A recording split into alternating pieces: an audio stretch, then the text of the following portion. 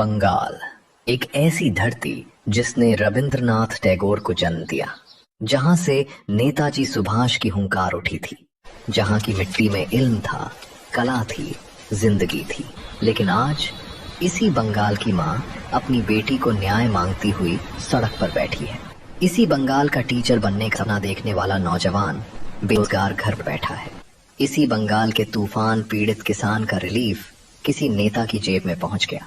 ये डॉक्यूमेंट्री किसी पार्टी की दुश्मन नहीं है, ये उन सवालों की दोस्त है जो आपको खुद पूछने चाहिए। हर फैक्ट के पीछे एक कोर्ट का ऑर्डर है, एक जांच की रिपोर्ट है, एक असली इंसान का दर्द है। बंगाल का सच, एक फैक्चुअल जांच, वो आवाजें जो दबाई गईं। 5 जनवरी 2024 की सुबह एनफोर्समेंट डायरेक्टरेट की एक टीम संदेश खाली पहुंची, टीएमसी नेता शेख शाहजहां से राशन घोटाले के बारे में पूछताछ करने। ये एक रूटीन जांच थी, लेकिन जो हुआ वो रूटीन नहीं था। टीम पर हमला हुआ, ऑफिसर्स के फोन छीन लिए गए, फाइल्स नष्ट की गईं, 3 अधिकारी घायल हुए और शाहजहां वो फरार हो गया। 55 दिन तक वो आदमी गायब रहा। 55 दिन तक राज्य पुलिस ने एक कदम नहीं उठाया। 55 दिन तक उसे पकड़ने की कोई कोशिश नजर नहीं आई। फिर फरवरी 2024 में संदेश खाली की महिलाएं उठ खड़ी हुईं। वो महिलाएं जो सालों से चुप थीं, जो डर के साए में जी रही थीं। उन्होंने खुल्लम खुल्ला बताया, जमीन छीने जाने के आरोप, यौन शोषण के आरोप, शाहजहां के साथ ही शिबू हाजरा और उत्तम सरदार पर भी आरोप लगे। कलकत्ता हाई कोर्ट ने इलाके में लगाए गए सेक्शन 144 को अल्ट्रा वायर्स यानी गैर कानूनी करार दिया।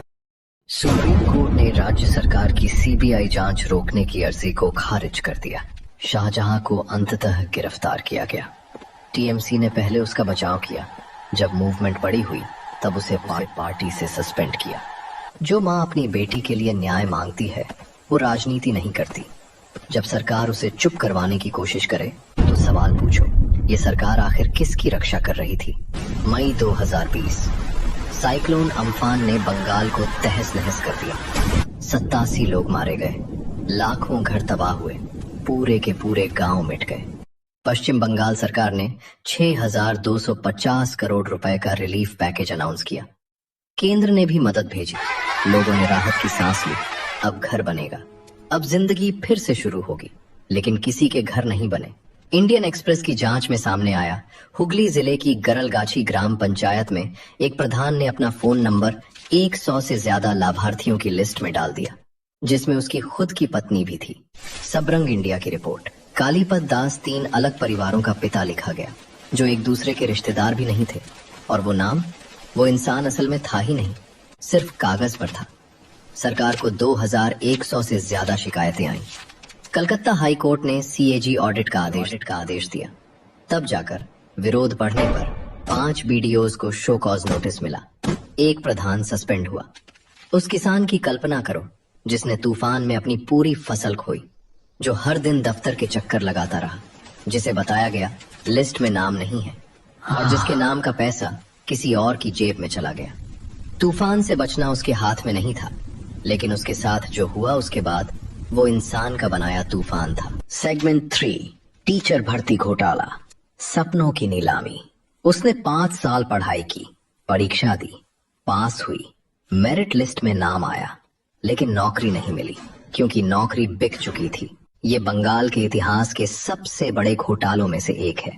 करीब 25,000 से ज्यादा टीचर्स की भर्ती में धांधली की गई, पैसे लेकर नौकरी बेची गई, मेरिट को ताक पर रख दिया गया। कलकत्ता हाई कोर्ट ने इन नियुक्तियों को रद्द कर दिया। सुप्रीम कोर्ट ने भी इस फैसले को काफी हद तक बरकरार रखा। पार्थ चटर्जी, बंगाल के तत्कालीन शिक्षा मंत्री, को ईडी ने गिरफ्तार किया। उनकी सहयोगी अर्पिता मुखर्जी के घर पर रेड पड़ी।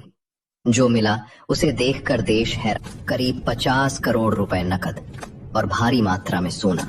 50 करोड़ एक घर में नकद। ये पैसा किसका था? ये शिक्षा विभाग का था। ये उन बच्चों का था जिनके लिए टीचर होने चाहिए थे, और वो लड़की जो 5 साल पढ़ी, उसकी नौकरी आज भी नहीं है। अदालत के फैसले के बाद जो टीचर बने थे उनमें से कईयों को भी हटाया गया। दोषी अलग, सजा अलग लोगों को। ये सिस्टम का सबसे बड़ा जुल्म है। जिस बच्चे को अच्छा टीचर नहीं मिलता उसका नुकसान 5 साल का नहीं पूरी जिंदगी का होता है। ये घोटाला पैसों का नहीं था, ये भविष्य का घोटाला था। सेगमेंट 4, शारदा और रोज वैली, गरीब की जमा पूंजी। वो एक सामान्य महिला थी। उसने जिंदगी भर थोड़ा थोड़ा पैसा बचाया था घर के खर्च से। किसी ने कहा यहां लगाओ दोगुना होगा। उसने भरोसा किया। 2013 में शारदा ग्रुप का चिट फंड ढह गया।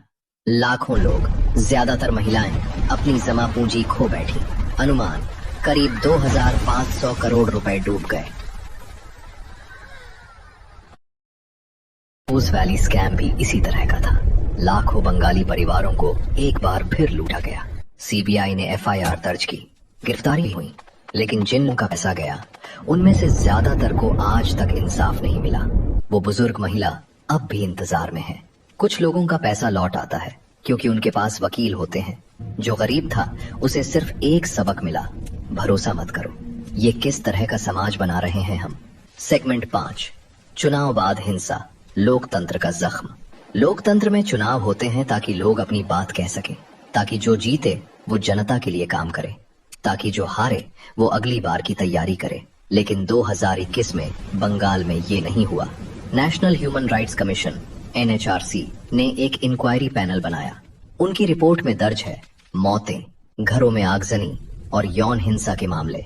कलकत्ता हाई कोर्ट ने कुछ मामलों में CBI जांच का आदेश दिया।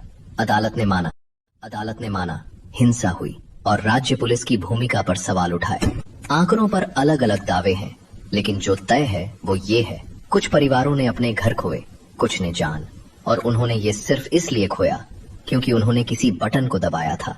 अगर वोट देने के बाद भी डर हो, अगर सही बटन नहीं दबाया तो घर जल सकता है, तो उस चुनाव को लोकतंत्र नहीं कहते, उसे कुछ और कहते हैं। सेगमेंट 6, सीमा और सुरक्षा, फैक्ट बनाम फिक्शन। ये एक संवेदनशील मुद्दा है और इसीलिए हम यहाँ सिर्फ वो बातें करेंगे जो कंफर्म है। भारत बांग्लादेश सीमा 4156 किलोमीटर लंबी है। इसका एक बड़ा हिस्सा पश्चिम बंगाल से लगता है। सीमा प्रबंधन केंद्र सरकार की जिम्मेदारी है, लेकिन जमीनी हालात की रिपोर्टिंग राज्य सरकार की भी जिम्मेदारी है। 2024 में वोटर लिस्ट रिवीजन के बाद 61 लाख से ज्यादा की संख्या में विसंगतियां सामने आई। चुनाव आयोग का कहना था ये नियमित ऑडिट का हिस्सा था। ये मामला अभी भी अदालतों में है, अंतिम फैसला नहीं आया। टीएमसी और बीजेपी दोनों के अपने अपने दावे हैं। हम यहाँ किसी का पक्ष नहीं लेते। हम ये जरूर कहते हैं सुरक्षा हर नागरिक का अधिकार है, हर समुदाय का। नोट, ये सेगमेंट किसी धर्म या समुदाय के खिलाफ नहीं है। ये सिर्फ सुरक्षा और जवाबदेही की बात है।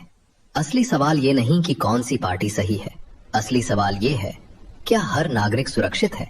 क्या दोनों सरकारें अपनी जिम्मेदारी पूरी कर रही हैं? क्लोजिंग सेगमेंट, सवाल तुमसे है। ये डॉक्यूमेंट्री किसी का दुश्मन बनकर नहीं आई। ये आई है उन लोगों की तरफ से जिनकी आवाजें अक्सर शोर में दब जाती हैं। संदेश खाली की वो महिलाएं, उन्हें पूरा इंसाफ मिला? अम्फान के वो पीड़ित, क्या उनका घर बना? वो नौजवान जो टीचर बनना चाहता था, क्या उसका सपना पूरा हुआ? वो बुजुर्ग महिला जिसने जिंदगी भर की पूंजी खोई, क्या उसे कुछ मिला? ये सवाल करोड़ों भारतीयों के सवाल है। ये सवाल बंगाल के हैं, लेकिन ये सवाल सिर्फ बंगाल के नहीं है। जब भी सिस्टम कमजोर को दबाए, सवाल पूछो। हम 2D एनिमेशन में ये कहानी इसलिए सुना रहे हैं ताकि ये सिर्फ एक न्यूज हेडलाइन न रहे, ताकि ये आपके जहन में उतरे, आपके दिल में जगह बनाए, ताकि अगली बार जब आप वोट करें तो सिर्फ नाम न देखें, काम दें। बंगाल को आगे ले जाना है, लेकिन पहले ये तय करना होगा, क्या हम सच को जानना चाहते हैं? सोर्सेज एवं संदर्भ: Calcutta high court orders, teacher भर्ती, Amphan audit, NHRC post poll violence report 2021, Indian Express investigation, Amphan घोटाला, सुप्रीम कोर्ट रिकॉर्ड्स, SSC भर्ती मामला, ED CBI arrest records, Partha Chatterjee, Saradha, Rose Valley case, Sabrang India, the Wire, Indian Express reports.